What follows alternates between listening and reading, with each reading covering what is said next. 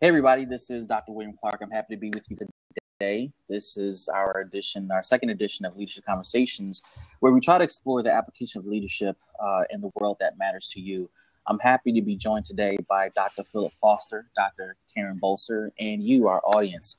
This is an interactive conversation, not only between the three of us, but also for you as well. So as you kind of join the conversation, feel free to take a seat in our blab or interact with us in our chat room today.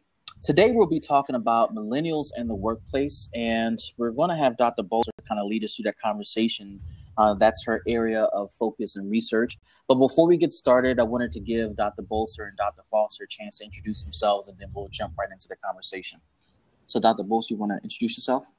Sure. I am Dr. Bolser, and I have a really extravagant passion for millennials and learning about different generations and how do we work together in the workplace, what skills do we bring to the table. And so that is where my study comes from. And I want to actually start kind of like a seminar workshop for leaders in regards to reverse mentoring in their organizations. So interesting topic. And I'm glad to be here today with you guys. Great. Dr. Foster. Well, good morning, everyone. As it is morning, actually it's afternoon here on the East Coast. My name is Dr. Foster, and my background and interests lie in the area of organizational development, specifically in strategic foresight and strategic planning. I'm interested in the future and where we're headed. And right now I'm doing a lot of research in the area of the distributed workforce and the workforce of the 21st century. And I'm really excited to be here as part of this panel today as we talk about multi-generational workforce, because that is part of the future organizational workforce, human capital interaction. Sure.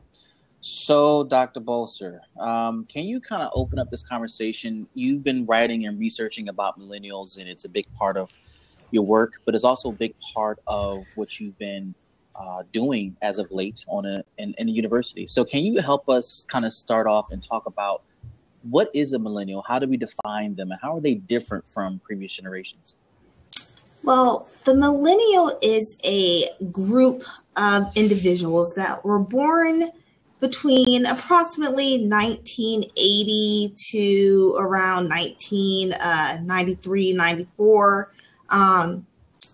We're a different group because we were brought in right at the age where technology really started to peak. The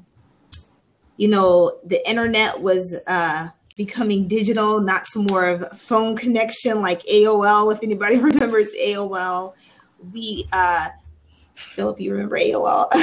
Yeah, I remember. And we're quite different because we grew up in a different time.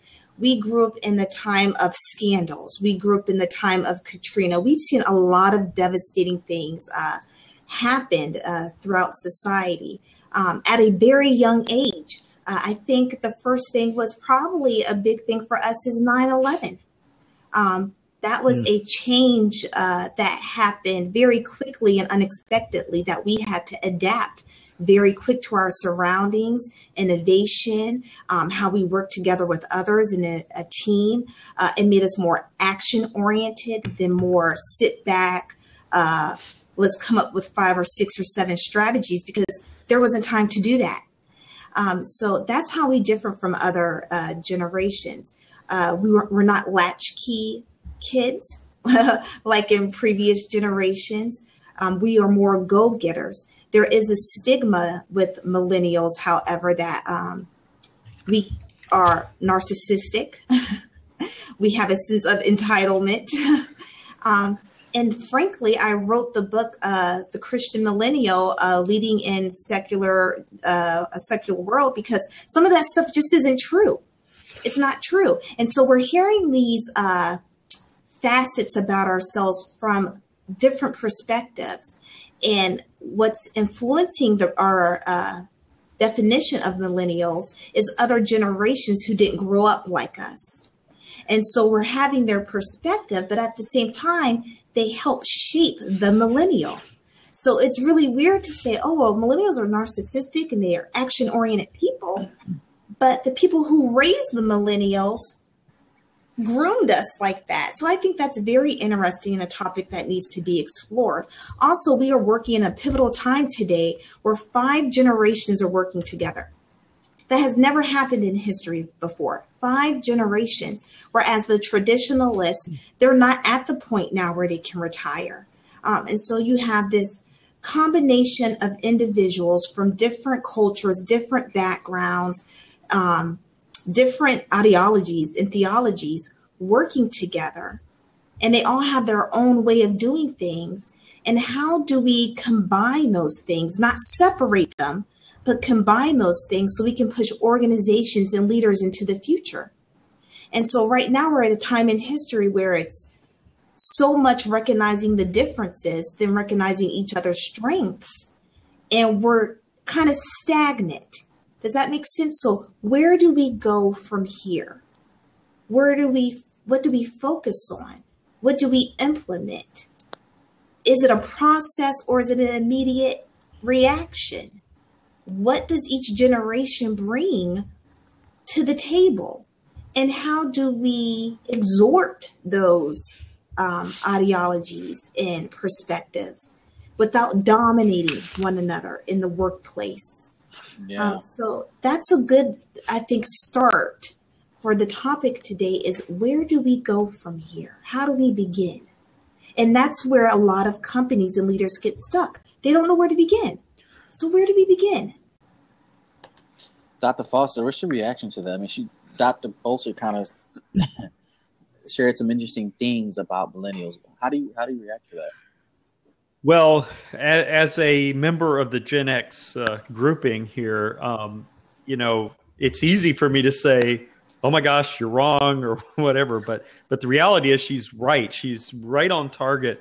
And I was writing down a note. I was like, "Well, what do you call the Gen X that really thinks more like a millennial?" Because I actually like some of the ideals of millennials, and then Dr. Bolzer just really basically summed it up by saying, well, we're the ones that programmed them to be this way, the generations that went before them.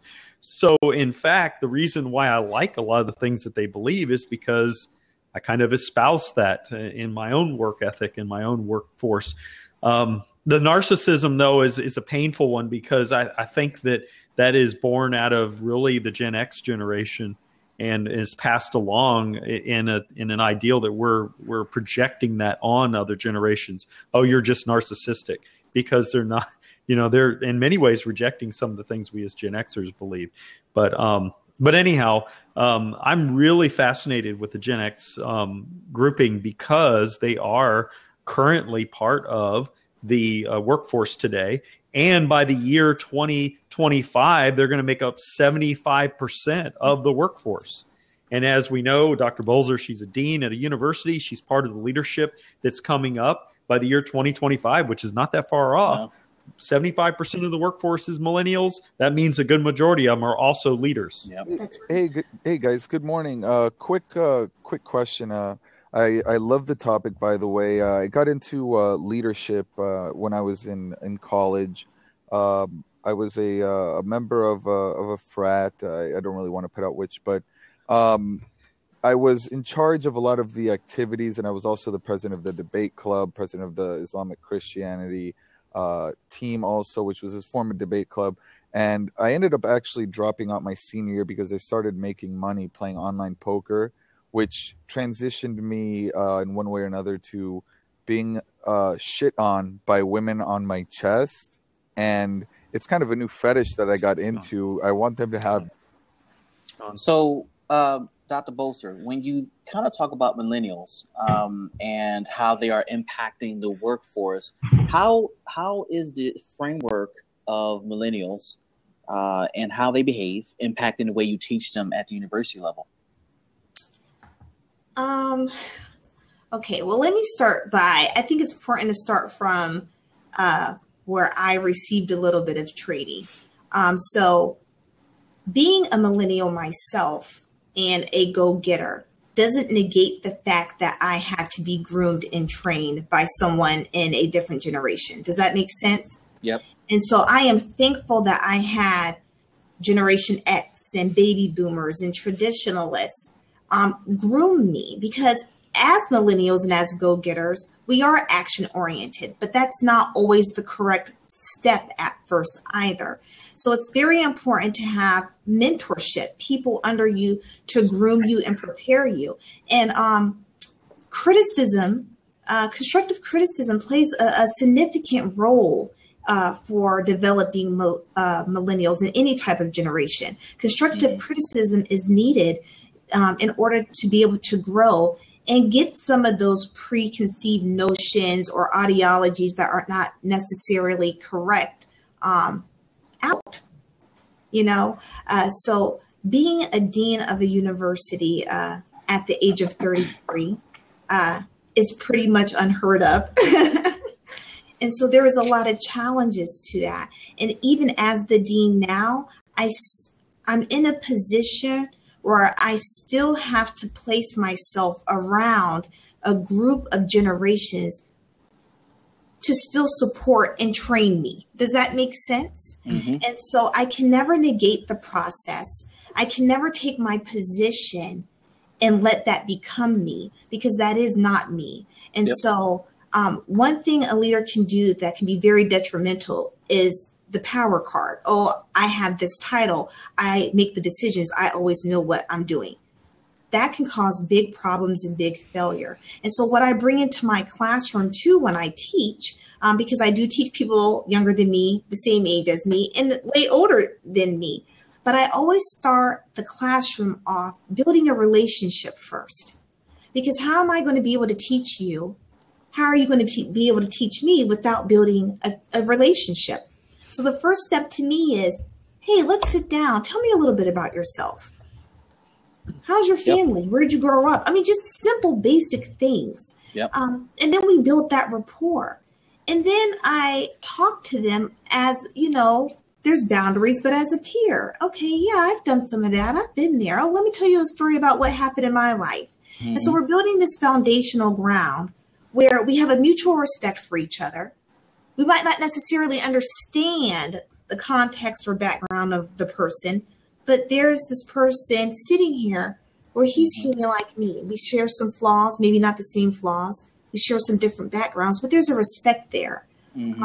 So I think that's the first process into engaging students, to engaging peers, to engaging leaders or managers or supervisors, is to build that foundational trust first. And then we can build from there.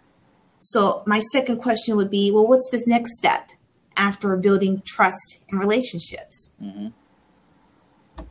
So for everyone that's watching, if you have any questions, feel free to ask your questions in the chat room below. We're going to keep the conversation going.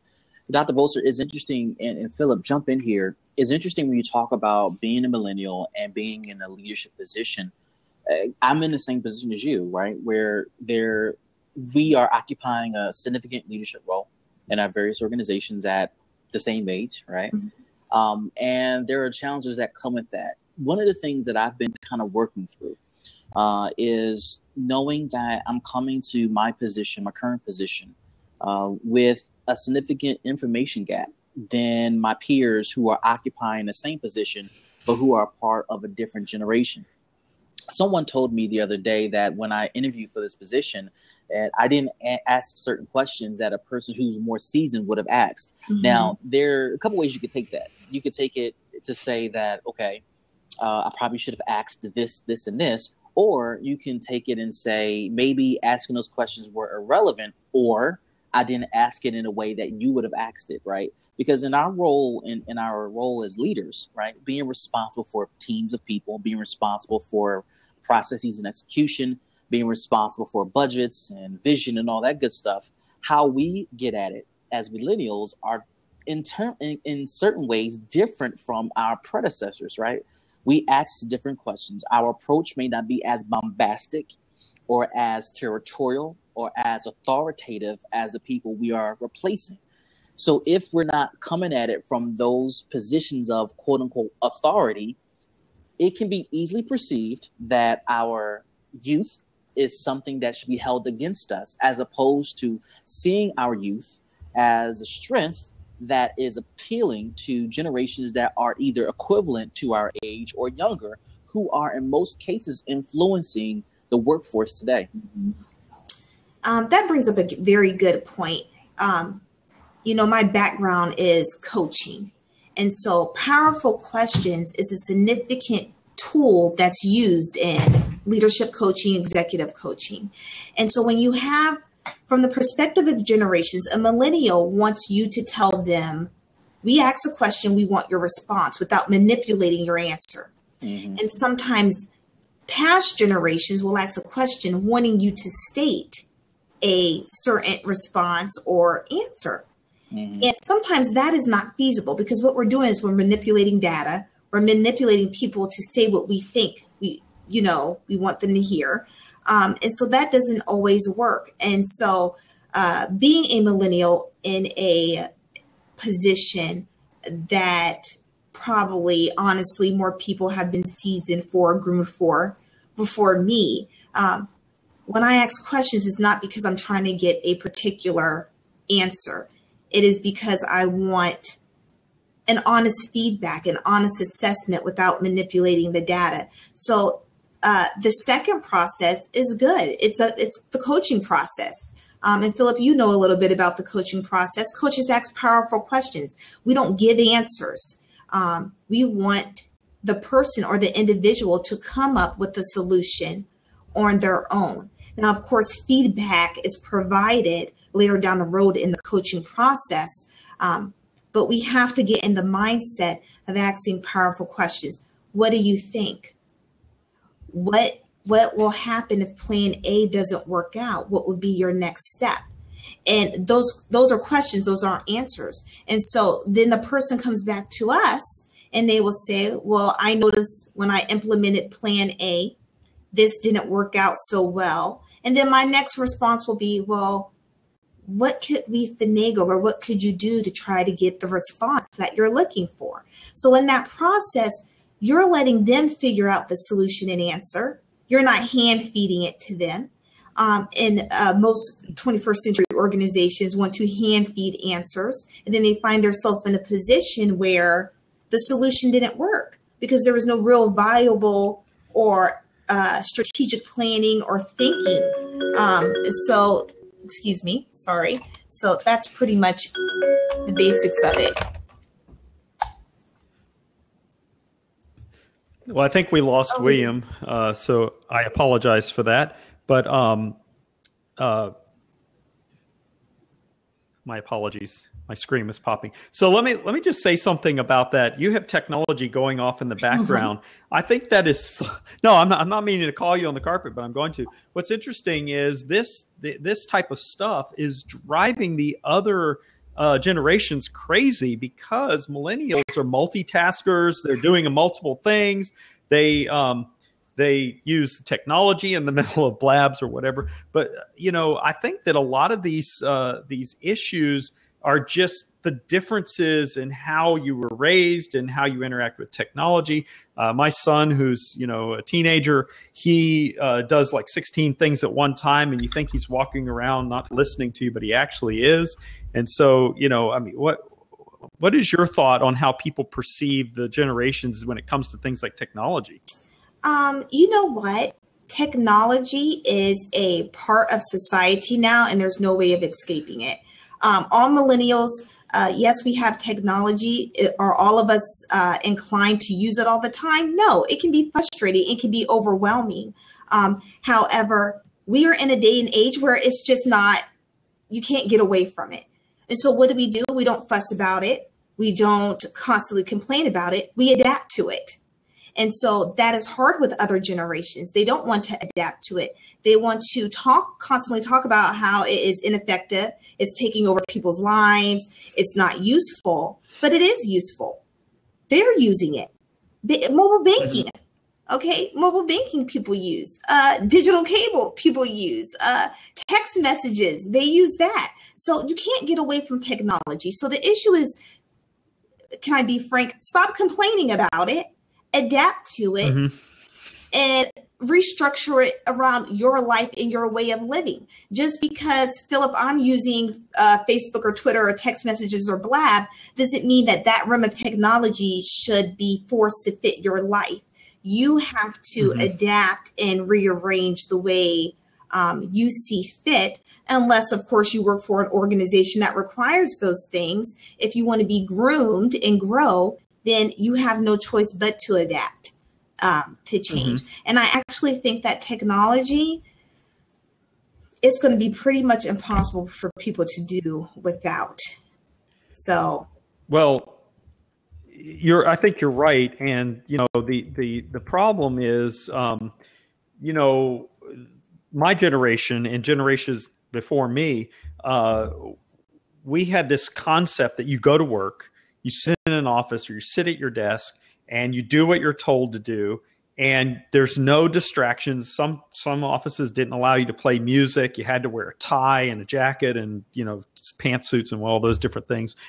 And so this concept, this way we were programmed, we see, a millennial come along and they're just breaking the rules, if you want to call it that.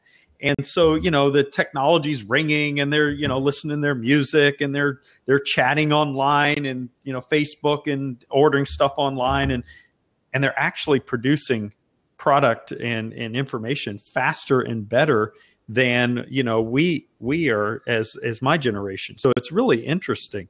What do you think of that, just that thought of how you're perceived by us as another generation? Well, that's a very interesting question, Philip. I think millennials become very frustrated. And, let me just speak for myself right here, being 33 years old and a millennial.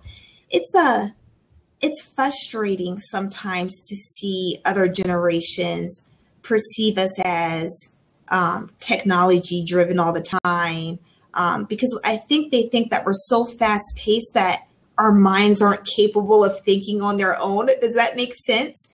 Like we have Google and all these other resources, but millennials are very deep in thought. That's one thing that I can say, that we're very analytical. And so we don't want BS. We want the hard facts and the truth. And we get very frustrated with beating around the bush.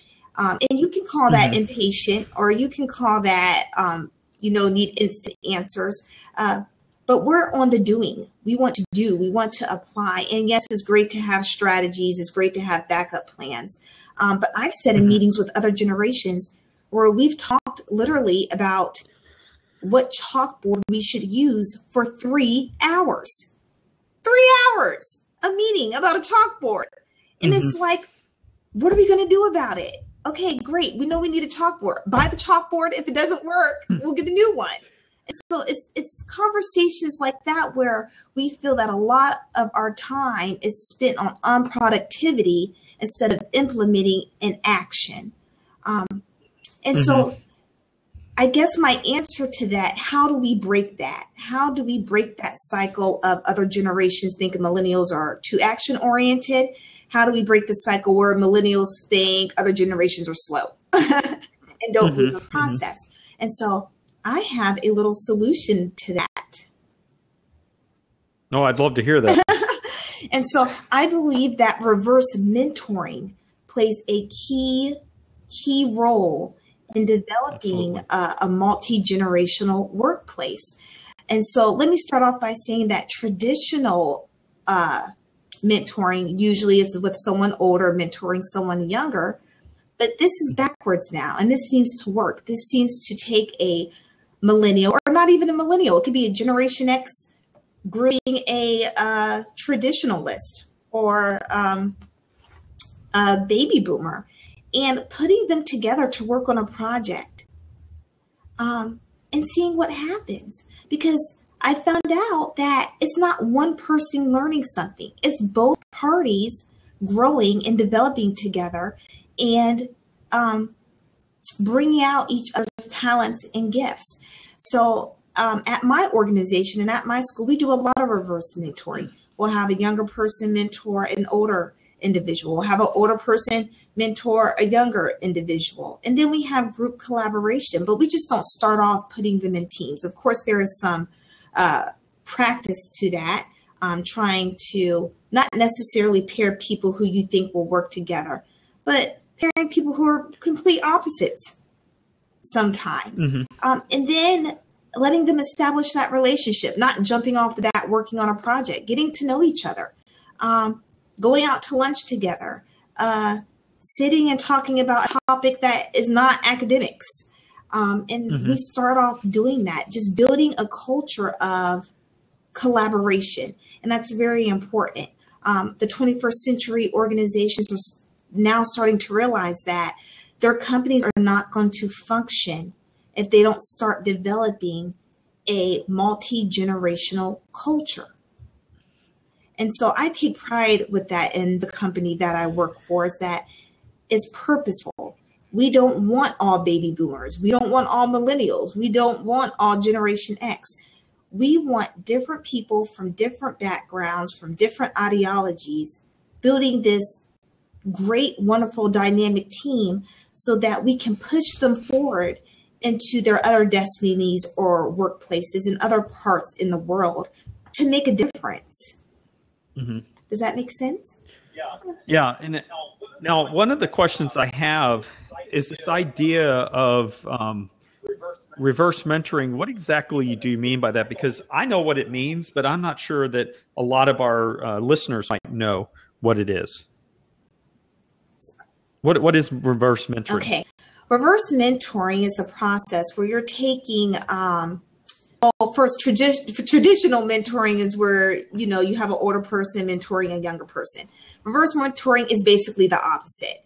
And it could be with an age group. It doesn't necessarily have to be with age. It could be with age. It could be with ethnicity. It can be with any facet of an individual that encompasses us. But you put two people together in different age groups, brought up in different generations, regarding the point of a multi-generational workplace. It will be two different people from two different generations. And what they are doing is the first foundational process is just building that dynamic relationship. And I have put two people together before. They did not think they would like each other. They had a rough start. But as they started to get to know each other, they have not only a dynamic work relationship, but a dynamic friendship as well. And they have worked together on projects that speak volumes to all generations. This one lady, she wasn't really cool about Facebook, learning Facebook in the classroom or using it. And we use that as a tool. We use Facebook as a learning tool in the classroom because that is how generations are relating now. The millennials and even Generation Z that's coming up. They are technology driven. And so we have some professors here who are like, I'm reading off a PowerPoint. I've been doing it 25 years. It works great for me. That's what we're doing. But we came to a sense where our students weren't engaged. They were leaving class early because we weren't relating to them the way they wanted to be related to. We were relating to them the way we thought that they wanted to be related to. And that is a big transition. Change is not easy. It is not easy. And so we did baby steps. We took our professors and we had them create Facebook pages. And it was very new to them. They were like, well, I don't want all my personal business out there. And we told them this fascinating fact. You don't put what's out there if you don't want it to be out there. What you put out there is what you're putting out there. And they're like, wow, really? That's right. You mean they don't have to know everything about me? Well, no, you only tell them what you want them to know. And so they didn't get that. They thought that once you created a Facebook page, I don't know if they thought there was this like crazy chip out in the world that took all your information and pictures and just plopped it on there. But they were like shocked that you actually put in the information you want people to know about you. And it's information and communication that is key into developing and growing multi-generations, because They didn't know. And so first we have to learn how to share information. We have to ask those questions. And like William was saying, sometimes they respond to us like, well, you didn't ask the question I wanted you to ask. And I say, well, do you want me to tell you what you want to hear? And so that's why it's very important not to have a bias when asking questions or try to get someone to say what you want them to say, because then you shut down communication, you shut down growth, and it's stagnant. Does that make sense? Mm-hmm. And so that's why coaching is a valuable tool in growing the workplace, where you ask powerful questions, not expecting any response. Yep. One of the things I'll say, response. And Philip, I saw that you were trying to jump in. One of the things I would say, Karen, is that to do or to participate in reverse mentoring requires a whole lot of humility on the part of a millennial, because for some, it can be very intimidating to go through that process of educating someone else on how to manage a relationship with them.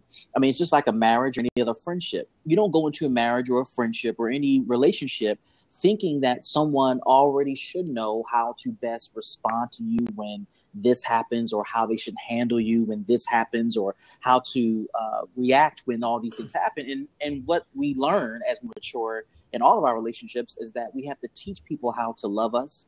We have to teach people how to respect us, how to understand us, how to interpret our behaviors. We have to condition people to not overreact when they see this happening. We have to teach people how to remain calm if I go over the edge a little bit.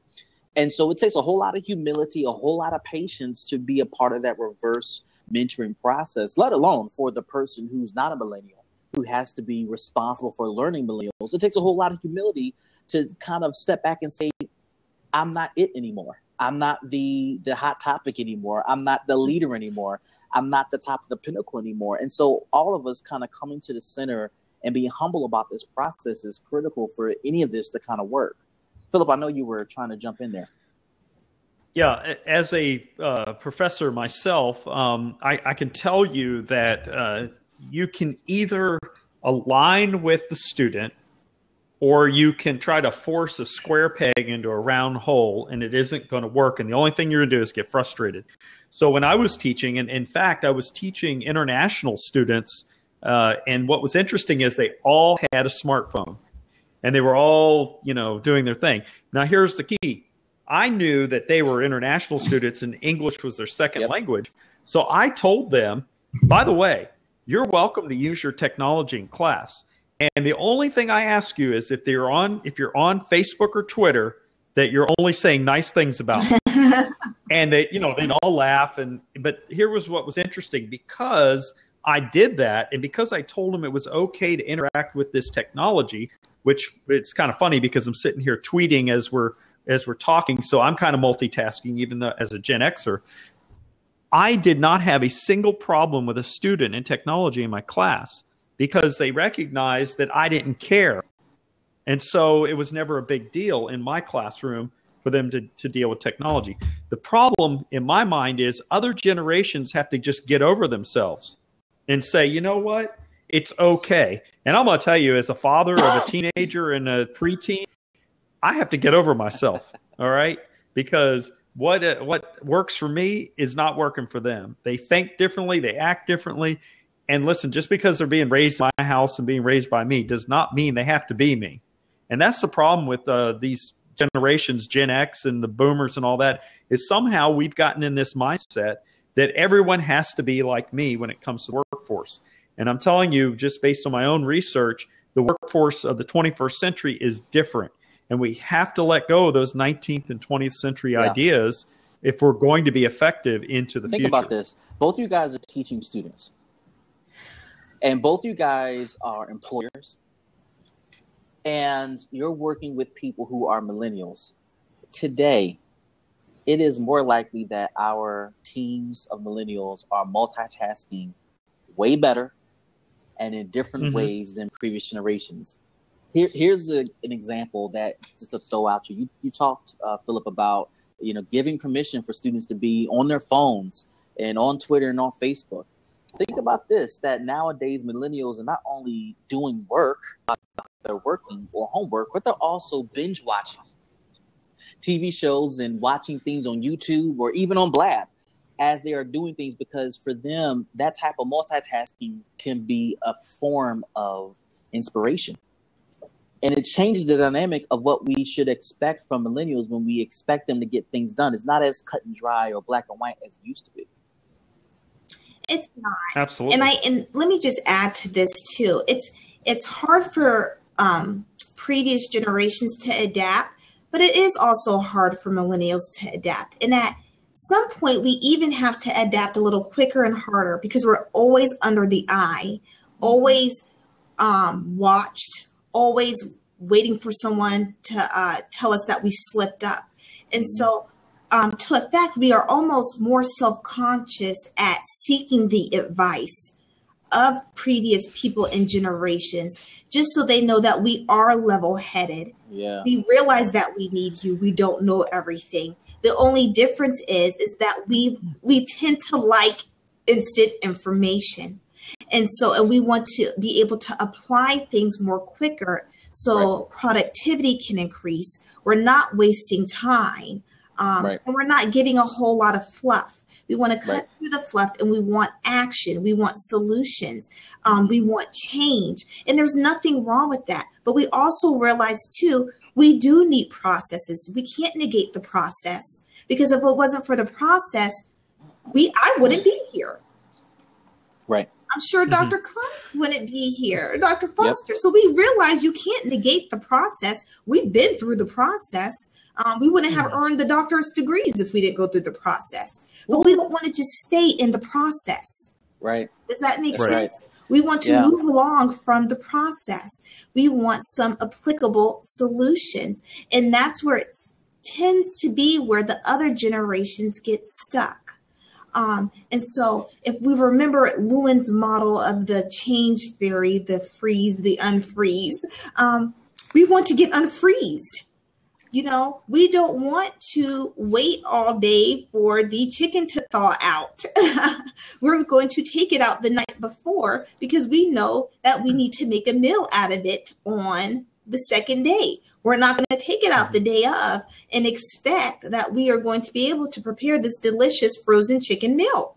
It's not going to work. And so that's where we have to kind of guide the other generations. But as millennials, I'm sure Dr. Clark, you would agree with this, is that we want their input. We value their input. We know we wouldn't be where we are today without their input. So it's not about pushing out the other generations. We want you to be able to walk alongside of us, not in front of us, not in back of us. We want you to walk right beside us and realize, hey, bud, we can do this together. Yep. We can do this together. Agree. You know, what I'm taking away from what you're saying is we value process because the process is vindication, that we honor our history or the history that we're coming from. You mentioned our doctorate degrees. We don't dishonor our professors that taught us, who we love and care about. We don't dishonor the education process that we went through at Regent, but how we apply it is totally different, right? So we all have our areas of concentration, and we chose them for different reasons, but the methods with which we apply those processes are totally unique to the needs that we see. And as I opened the Blab, you know, we're talking about leadership conversations in ways that matter to the worlds, that matter to the worlds that matter to us, right? And so our worlds are totally different, and how I view leadership, generally we come from the same place, but how it applies is only unique to the worlds that we're creating and living in today. Well, the other thing that we haven't mentioned here in fullness is how millennials are motivated. You know, the boomers and the Gen Xers, we say we're motivated by money and power and influence and all these things. And then we get this idea that, oh, everyone should be that way because we are. But what I'm finding, and I'm sure in your research, Dr. Bolzer, that you found, millennials are not motivated intrinsically by the same things. Not at all. They're motivated by things that we can't even think about. As a matter of fact, I read an article the other day, and I may have even forwarded it to you, Dr. Bolzer, but it was talking about how millennials would rather enjoy their life now rather than wait and like work really, really, really hard and amass all this wealth and things. Mm-hmm. And then somewhere when they're old and decrepit at 70 years old, they retire and they think they're going to ride off into the sunset and enjoy their retirement. And 2 days later, they drop dead. Well, now the millennials are saying, hey, I'm just going to live life now. So I'm okay with making a little money now, going on vacation now, make a little money now. So it's a total different mindset. And that's the key there, mindset. What is our mindset? And so for millennials, we are not motivated. Most of us are not motivated by money at all. We are motivated by, we want to have freedom and creativity. That's number one. We want freedom and creativity and freedom to speak and come up with ideas without being chastised. Also, millennials like flexibility. Most millennials don't like to work a 9-to-5 job because you know what? Let's be honest. I don't know if anybody has ever read the 40-Hour Work Week, that book. But a lot of our day is sitting in the office can be unproductive. Phones ringing, as you could see, people constantly in and out. So how much do you really get done in a day? I know that I have gotten so much more work done at home in 3 hours than I have in a 12-hour workday. And so we like flexibility, to be able to work remotely from home. That's a new thing that's coming up, working remotely from home. Working from the airport, working from wherever. You don't have to be in an office 9 to 5 to get things done. Most of my creativity, most of my work is honestly done outside of the office. There's a lot of distractions in the office. And so that's why millennials are able to get a lot of stuff done, because we are able to use our time wisely and it's more productive. It is more efficient. Things have changed. We are motivated by, we like to be told that was a great idea. We like to be told that was a good job. We like that. We also, millennials do not find it necessary to be loyal to a company, especially if they feel like there's no, how can I say this? If there is no solution being implemented or something that's going to benefit the whole world. We want to make a positive life changes, as I say.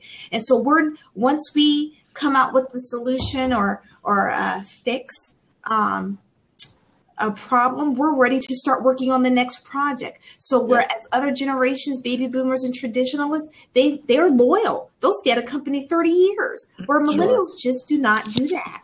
Yeah. I'll say this, one of the things that was impressed upon me when I was going through the doctorate process was the value of rapid prototyping and getting an understanding of that term and applying it to something I was already doing was transformational for me, because we like to see something or come up with an idea and rapidly test it to see if it's even worth having a lengthy conversation about it. Whereas our predecessors would like to have a conversation about that conversation in preparation to explore that idea. And we've wasted a whole lot of time before we finally realized this wasn't a good idea in the first place if we would have tested it. One of the things you were talking about, Dr. Bolster, in terms of our efficiency and effectiveness with millennials is based upon the fact that perhaps millennials view work as life and life as work. And what I mean by that is the efficiency or the mobility we have with our phones and our tablets and the internet and communication methods allow us to communicate 24/7. And even though we may not be working a straight 9 to 5, we may be working from 6 to 6 or 6 to 12, but not continuously. Because just like you and just like Dr. Foster, we both have children. All three of us have children. We have families. And because, a kid needs to go to soccer practice, or in my case, my kids are younger than both of yours, they want to build different things with different toys. And that takes time. So that puts it disrupts my workday. But when they're done, or when they're taking a nap, or they're eating a snack, or they're distracted and they're playing with each other, I'm in the middle of thinking about new ideas or writing emails. That continues the process of efficiency and effectiveness for me when it comes to work. And I'll say this and pass it on to Philip, some of my inspiration comes from my kids. My son is a very creative guy. He's only 4. But watching him think outside the box with boxes or with the various toys he gets gives me inspiration. That's a good idea. I might want to do that at work. So let me send this email, write this down. And so, again, it's a continuation of work even when I'm home. That's right. So Go ahead. And I just wanted to add to that too. It's almost like the millennials are trying to groom it back to the days where family is important and life is important. And we realize the structure of life. Millennials are very health conscious now. You see the world changing. We are more about enjoying and living life, still being productive individuals, but going about it a different way. However, in other countries, they've been doing this for years. They've been doing this for years. And so it's like the United States is now just catching up, and the millennials are just the ones holding the torches, leading it. So, well, sorry, Philip, just had to say that. No, it's okay. No, it's perfect. I was going to say to William's point, the height of flexibility is potty training your child while on a business call. So that's an inside dig, but William knows what I'm talking about.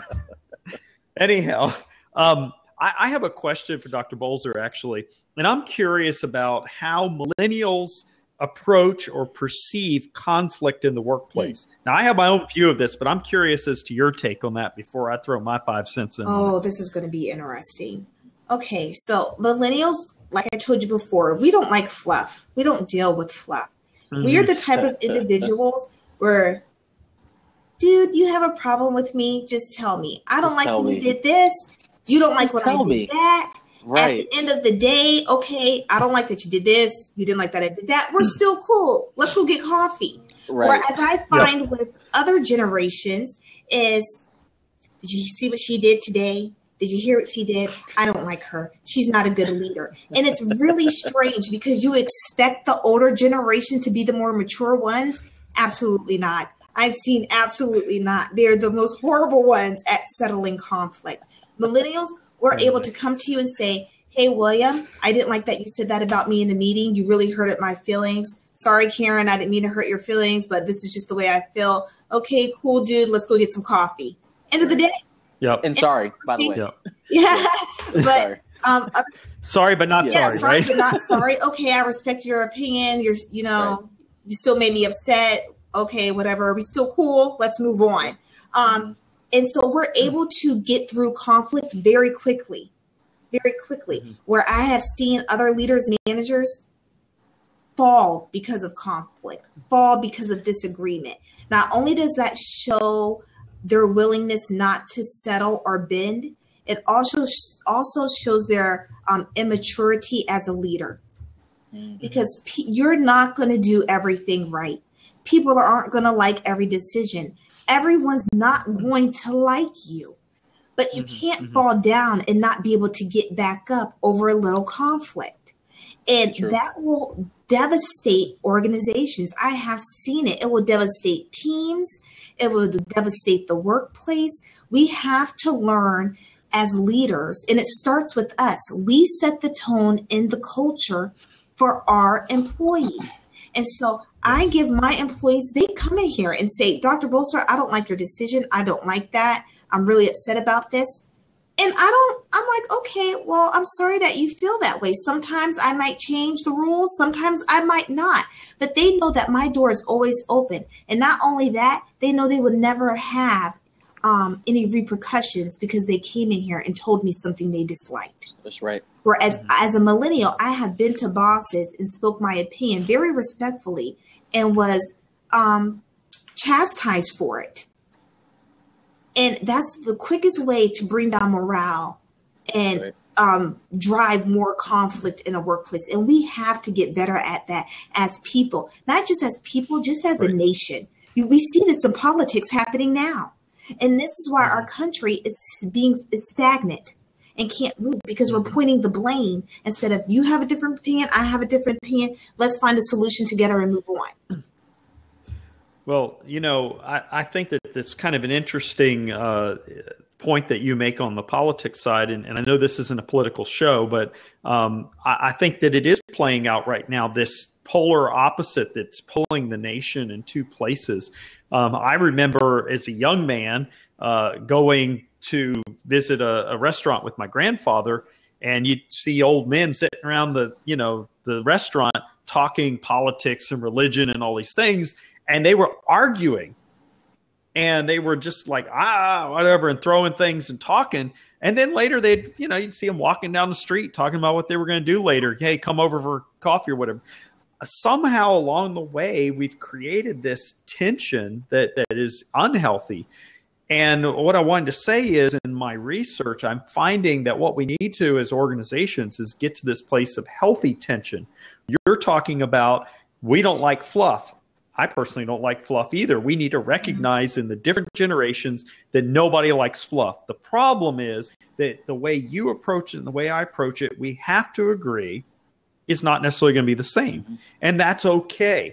You know, when I teach and I interact with international people from other countries, I say to them, listen, we may not agree on politics or culturalism or religion or whatever the case may be. And trust me, I've gone to some countries where my faith system may be in polar difference from what they believe. But the point is, it doesn't matter. What matters at the end of the day is that we're able to create something interesting or awesome, create a solution and get there. And then we could say, hey, I don't agree with you on that, but it's okay. I respect you. I'm a human. You're a human. We're here to work. We're here to find a solution, create really cool things, whatever. It doesn't matter. The bottom line is, until we learn how to live in conflict that's healthy, we're going to continue to have these problems in organizations. I think the millennials are doing a really good job. I've been in organizations where I'm sitting there watching them go after each other, and you're like, dear goodness, they hate each other. And then next thing you know, they're going to have lunch together and they're talking about, the football game or basketball or whatever the heck they're interested in. And I'm like, what just happened? And that's the millennial. And you know what, Dr. Foster, I think part of that too, just speaking from experience, part of that may be because we value context as millennials, right?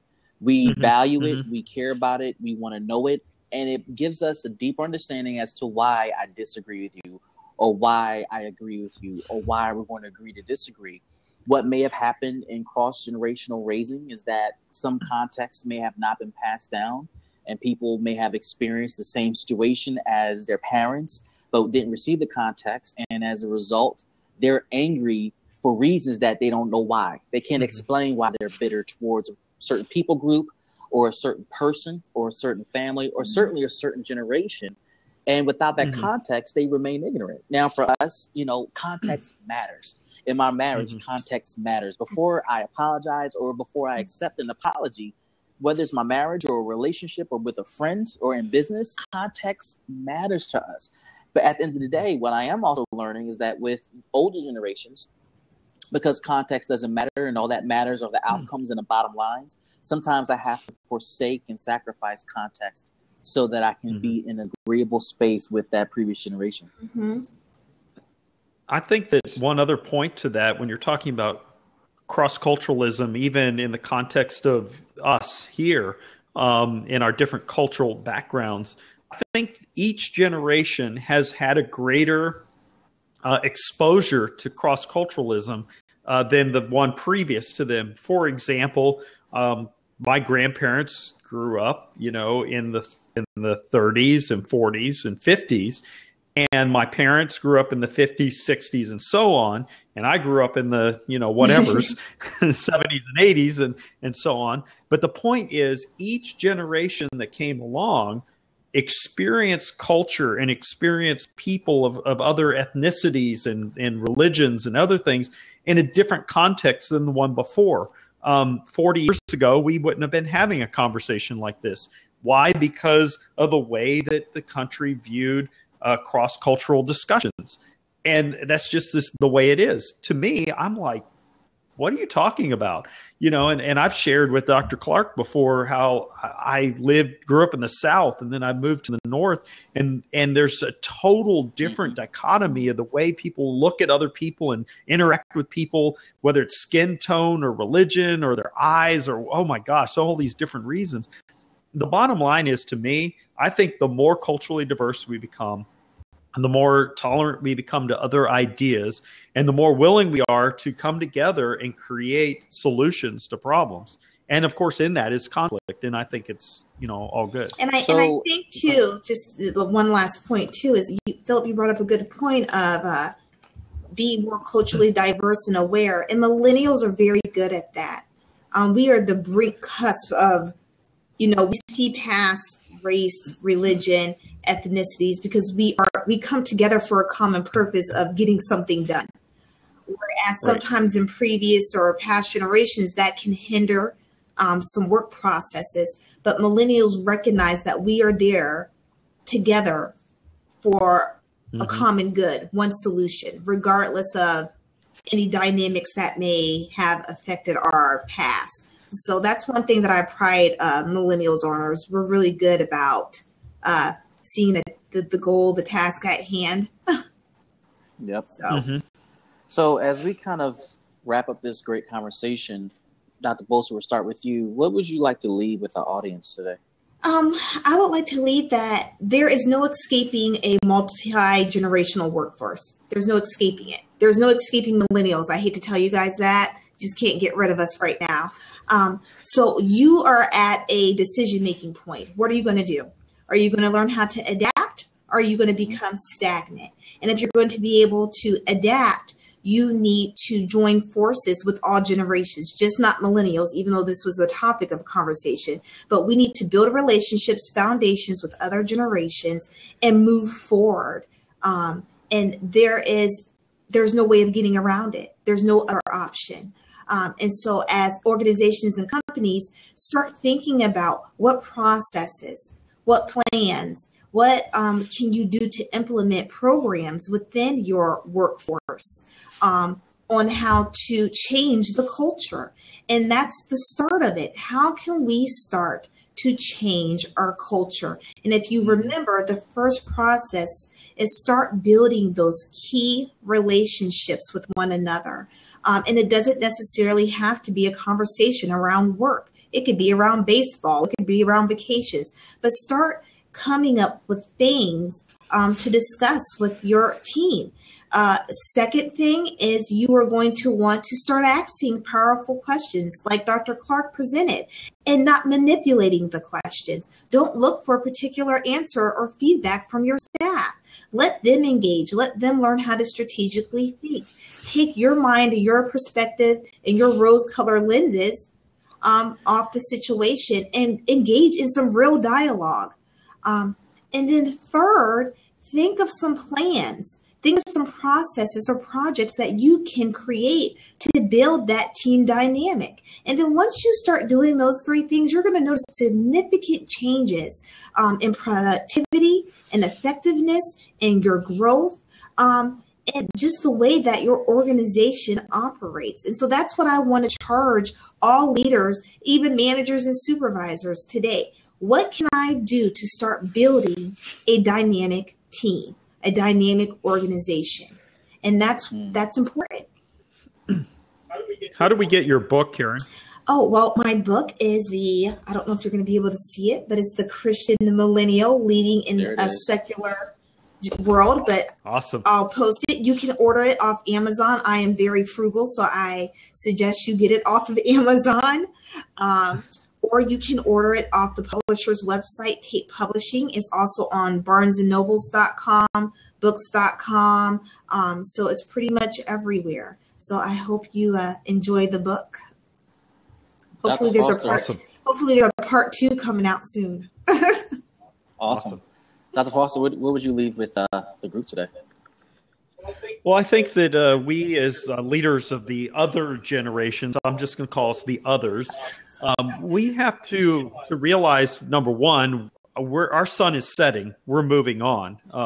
Of course, I have a few good years to fight in this battle of business ahead of me, but I'm talking about in general, we need to find positive ways to pass the mantle of business on to other leaders. And we're not going to do it by tearing down and tearing apart the ideals. And honestly, what I'm all about is finding ways to do things well.